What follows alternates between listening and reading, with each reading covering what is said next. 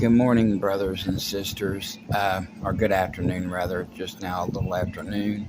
And there's a Char. Charlie. What are you doing, Char?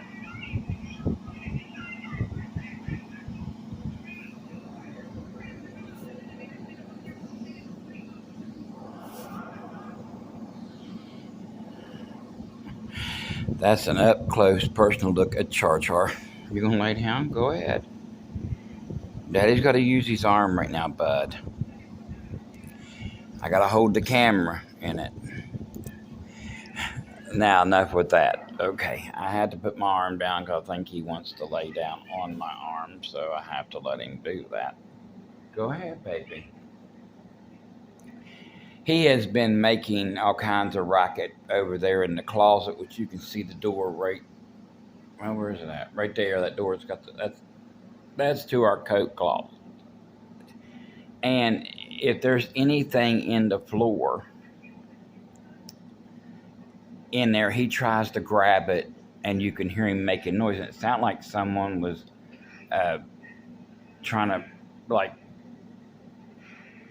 knocking on the door with a log or something, but it wasn't. It was him. But that's okay. These boys keep you up. I'm telling you that. And you can see some of my house here. That is my over that area. There's the dining room. That is the home entertainment center that I turned into just like a. Well, I use it as a whatnot catch-all or doodads. That right there is our window and the air conditioner, of course. And over there, that is Oliver asleep on the back of Jason's. But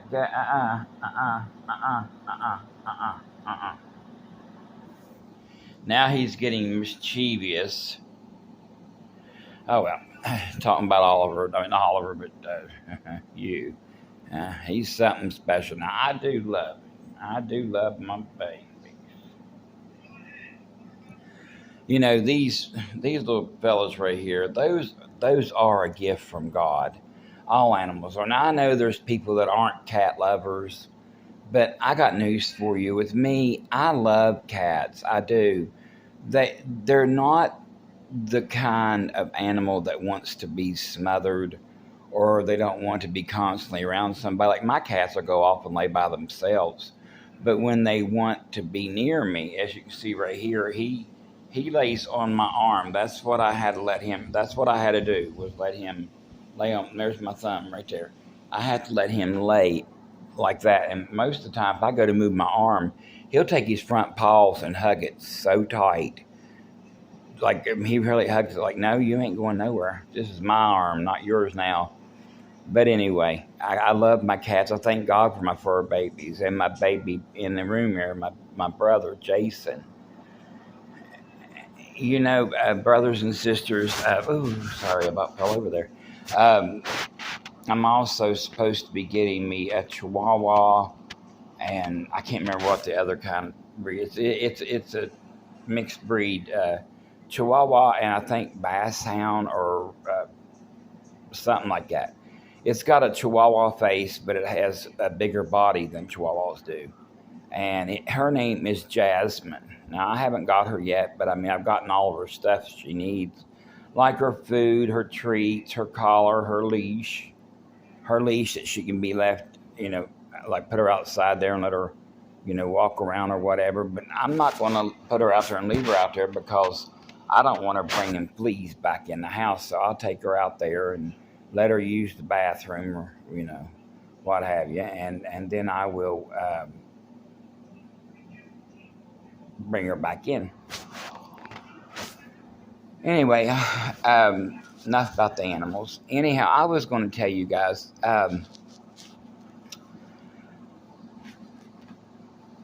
I've had like this feeling for quite a while that something big's about to happen, and I truly believe it is.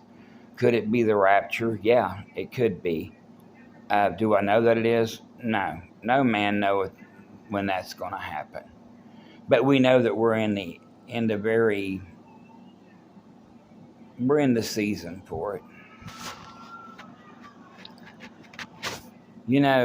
When basically probably all the time, I have a feeling it's, like not not like, dread or Burt Bear or nothing like that. It's like I have these feelings of like something is in the works, and I don't feel like that's going to be a good thing.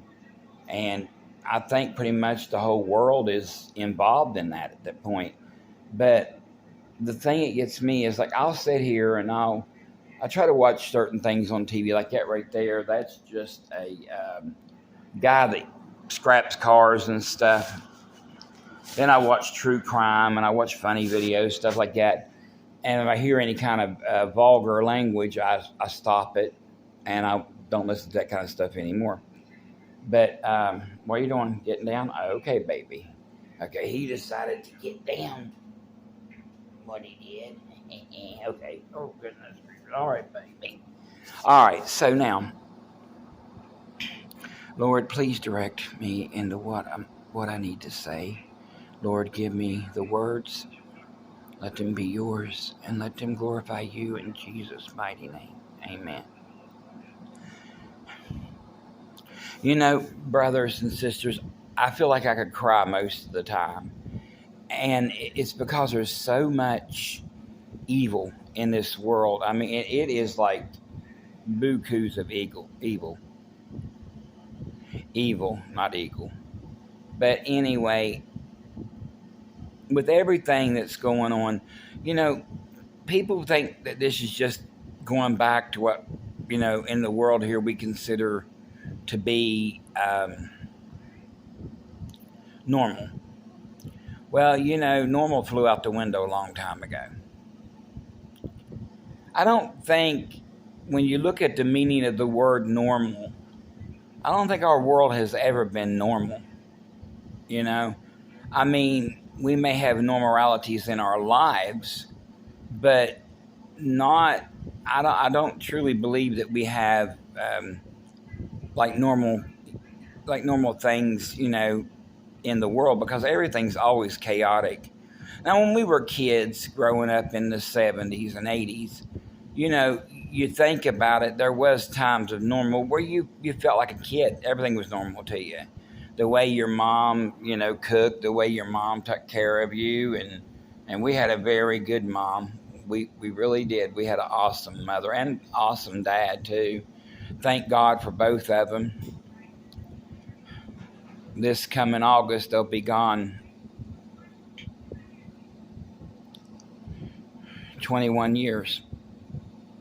And it doesn't seem like it's been that long, but it has been, and I miss them, but I know where they're at, and I would not wish them back into this world for nothing. There's nothing in this world they need to be here for. There is so many evil, wicked people out there. Honestly, there's a lot of wicked, evil people out there. And a lot of people don't understand that wickedness has overtook this world. If you look over in Canada, they hardly have any rights at all when it comes to the sin of homosexuality, transgender, I don't care. It's all homosexual. Because if you're trying to be a woman and you're a man, then you're confused. But you also have a demon living within you. I know a lot of men who were effeminate. As a matter of fact, my mom had a cousin. He passed away quite a few years ago. I don't know how, probably about 10 years ago or something, or 8, 9, 10 years ago. Anyway, like I was saying, he had a very feminine side to him, but he wasn't gay. And I've seen other people that are really feminine, but they're not gay. Now, I don't know if you ever watched their Life with the Grizzlies or whatever the name of it is, which I think now they're both, he's in trouble for something. I don't know what it is, but like I was going to say, he does tip the scale on whether he is or not. I mean, I've heard, or I've actually thought that he is gay, but I don't know if he is or not because he is married, and his son looks just like him, but the son's more manly than he is, and the son is like in his, I'd say, probably mid-20s. Then he has a younger son too. But anyway, I never really watched it. I only seen bits and parts of it. I couldn't really, I truly cannot stand listening to him talk. And it wasn't because he had a feminine voice. It was mainly because he talked way too much garbage, way too much garbage. And I just felt like, why would I want to watch something like that when I can watch something about the Lord, Last night I watched, and not me because I love this movie, the original one that they done with from the book of Ruth. And I am telling you, brothers and sisters, I honestly love the movie, the book of Ruth. The original, not the remake. The original. I mean, the remake isn't bad, but they flipped the story around so much. They say it's like a remake of it, but it's really not. It's just a total redone. Everything's redone because the way in the original movie with Naomi's husband and her one son, they died while in prison. They were killed by the Amalekites, and then the other son, Ruth, which she was a Moabitess, and they went to get him and bring him out of. He was like in there doing, in the rock quarry, and that's where he's supposed to stay the rest of his life. But they broke him out. Only he didn't get to live very long because when he was climbing up the rock quarry to get out, one of the guards stabbed him in the back, and of course that guard got knocked down by the other guard, which that one guard wasn't even. He was there with Ruth to help him escape, and she got him home, and they got married. But no sooner than they got married, I think it was right after they got married, he passed away from his injuries from the stab. So anyway, with all of that, it was like, there's like many different versions of, of Bible stories. Now, the one I don't care much for, I watched it, and it is a pretty good movie, but, well, I don't know if I want to call it pretty good. It's interesting, but you got to read everything through it, and that's the Passion of Christ, because they're speaking in Arabic or something, and I don't know any of that language. So, I guess on a star level, I would give it probably about out 1 to 10. I'd give it maybe about a 4, because for myself, a lot of people probably loved it, but my favorite movie that covers the death, burial, and resurrection of Jesus Christ is Jesus of Nazareth. It's a 6-hour film, but it is really, I love it. I love that movie. Since I watched it, I love it.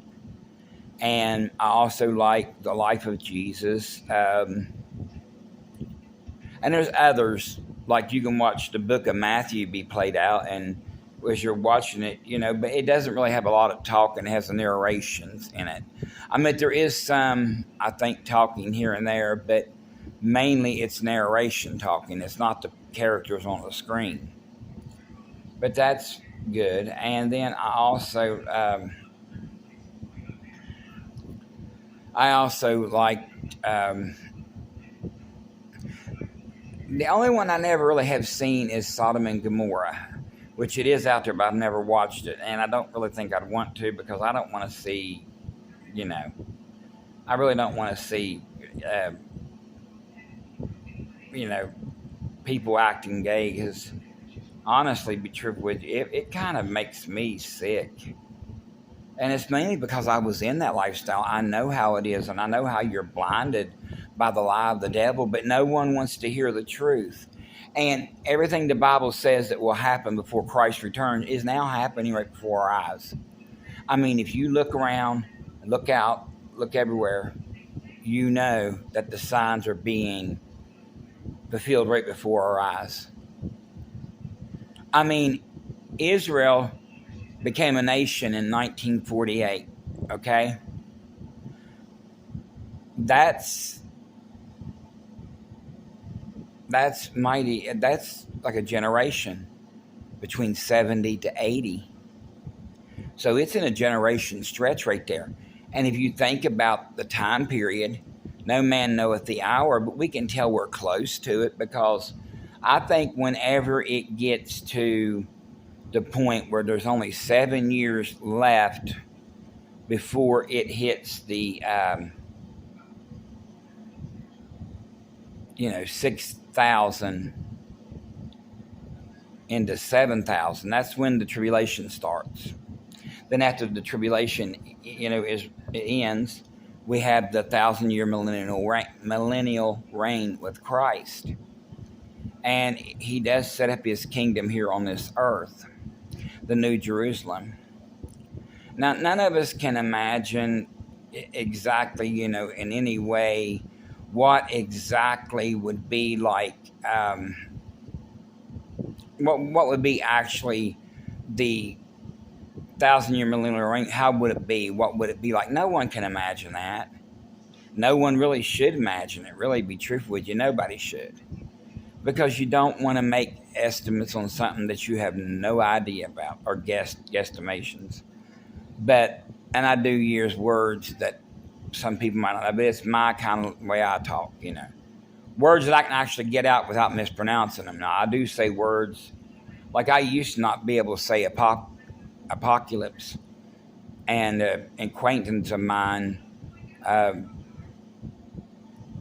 showed me how to pronounce it. And it's like apocalypse, but it's apocalypse. And I've heard a lot of people talking about like a lot of things look like there I go again, apocalyptic type scene. I mean, have you seen the weather patterns here lately? I mean, we're in winter, and there's towns being ripped up by tornadoes. There's floods washing out places. Now, you may say, well, God said he would not destroy the world with a flood, and he's not. But it doesn't mean the areas, he didn't promise that the world will never have another flood. And the flood is like destroying a lot of, basically, I'm trying to get this in here right. The floods are destroying a lot, like especially the tsunamis coming through and like washing out total apartments. I watched one over there, and I think it was in Japan. It was an apartment building. I mean, it was pretty high up and everything, and this flood water came through, and it was like, basically, it was like.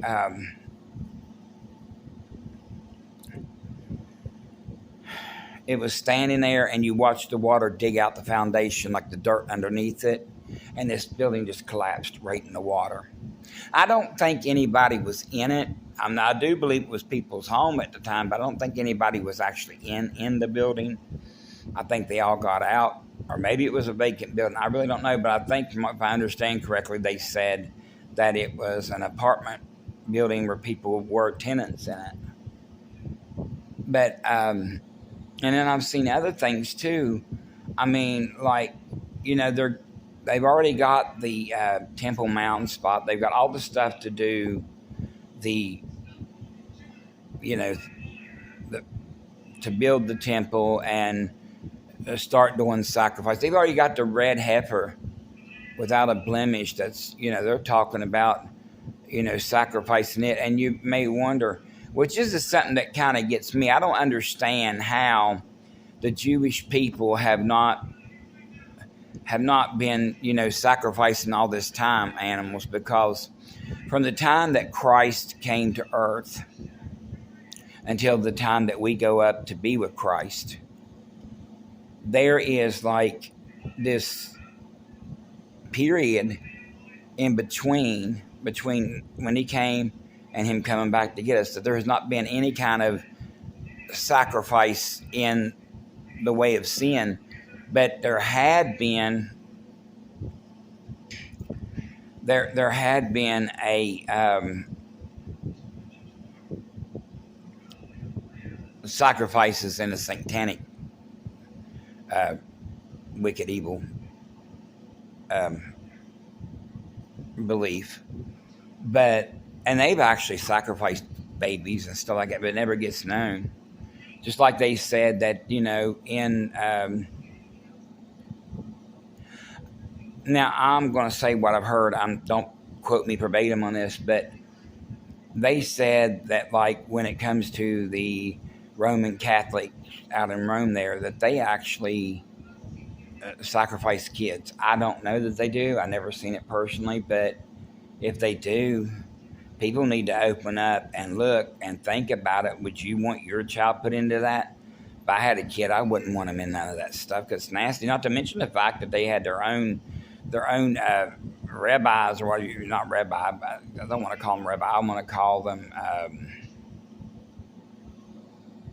stooges. Better word for it. They're stooges teachers, to rape and molest little kids, boys, probably girls too. And they don't get rid of them. They put them in a different parish.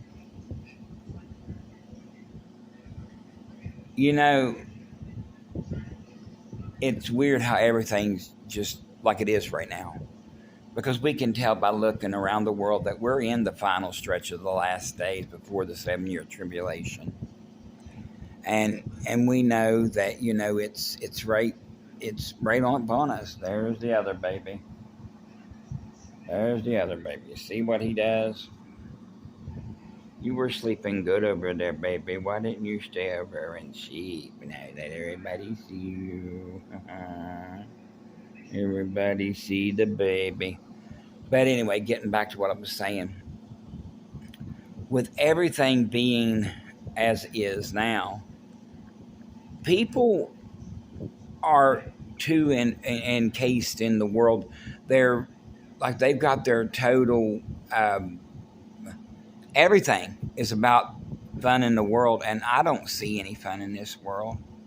I don't see any activities going on like when I was a kid. Like, I would never want to go back to another amusement park. Too old for that. I mean, my ability to ride rides and stuff left me a while back. Riding in a vehicle, that's about it for me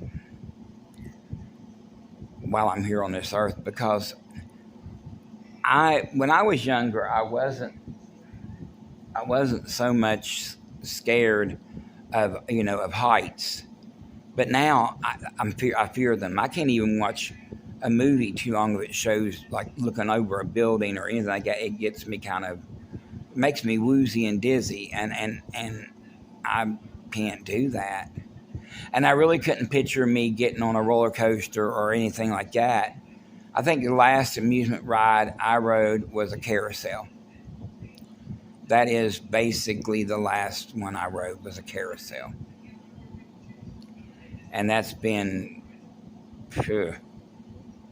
probably about 12, 13, 14 years ago. So it's been a while. Yes, baby, I know, Trooper. He wants love, and see, this is what he wants. He wants a love, and he wants a love.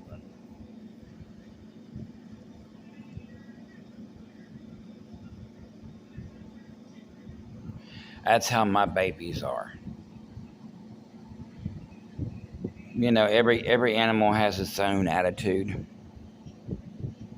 and its own way of doing things. Like, I look at Oliver, he's like a laid back, take it easy kind of cat.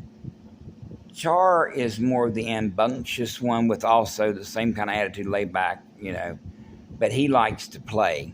He likes chasing the milk ring, the milk jug rings that come off when they take the lid off. He loves chasing one of those around the house. Don't claw my chest. And he also likes to, well, they both get crazy and chase each other through the house. Now, you see what I mean? Even animals know what time we're living in. I mean, did these cats used to be this close to me?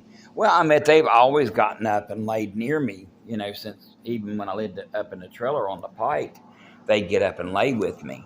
But they're more contented with me now. They're more, they get around me more and they lay and sleep more than they did before. Like one or the other. Now, it used to be Char would get up in my wheelchair on the on the cushion when I'm in bed, and he would lay up there. And then when I get up, I had to go to the bathroom. I tell him, "You got to get up, get out of the bed, get out of the chair," and he'll get up, and I get in it, and then I go in there, and I come back a little bit later. He's back in it again. And last night, I noticed we've been quite a couple of times that this little booger right here, well, he ain't a little booger, but this baby right here, he has been going and getting up in my chair and sleeping. He was in it this morning when I got up. I tell you, brothers and sisters, I mean, I get up between 10:30 and 11:30 most days. If I sleep to 12, I don't mind because I needed it, but I'm a type person that doesn't really sleep well, going to sleep. Now, once I get to sleep, I enjoy my sleep, but I don't know that I think there was one time, every once in a while, I'll sleep in. I'll sleep a good 12 hours. You may say, well, what about Jason? He's sleeping too. Like when I was in there a while ago, he was sleeping. He was asleep. Of course, I hollered at him, told him I love him, and he looked up at me and laid back down. I don't know what he's doing now. Let me get a drink real fast. But brothers and sisters, I don't want to make this, well, it's already a long one, so you know.